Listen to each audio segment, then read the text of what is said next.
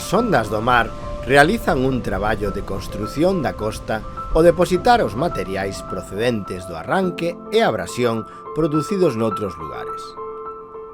Cando isto acontece, orixínanse as praias, as frechas, as barras, os tómbolos, as lagoas litorais e as albufeiras.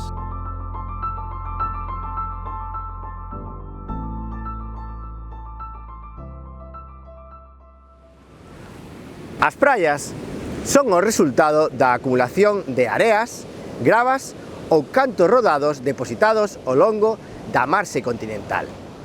Soen dispoñerse paralelas á costa con forma de media lúa e coa concavidade mirando o mar.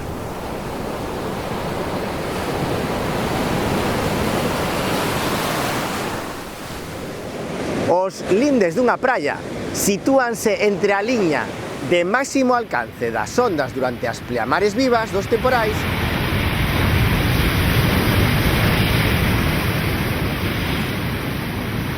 e a zona submareal onde deixa de producirse o movimento activo de sedimentos debido á acción das ondas.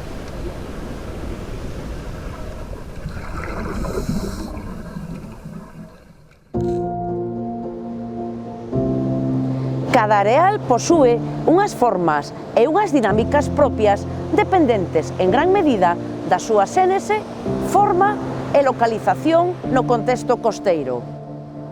A litoloxía e a tectónica explican gran parte dos tipos de praias da costa galega. As súas dimensións e as súas características formais. As areas ou gravas son materiais erosionados de zonas onde o mar impacta directamente sobre as rochas, polo que a súa composición e cor dependen da rocha de procedencia. Deste xeito temos praias de area branca, dourada ou incluso negra, como en Teixedelo.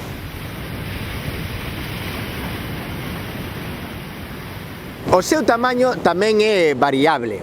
Hai praias de area fina, de area grosa e de croios de varios centímetros de diámetro.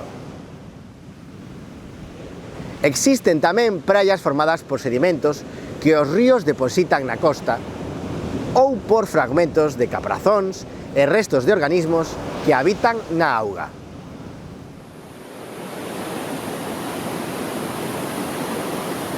Independentemente do material que as forman, este non permanece estático, xa que as ondas están a movelo constantemente. En ocasións, cando os temporais son moi fortes, a area dunha praia pode desaparecer por completo.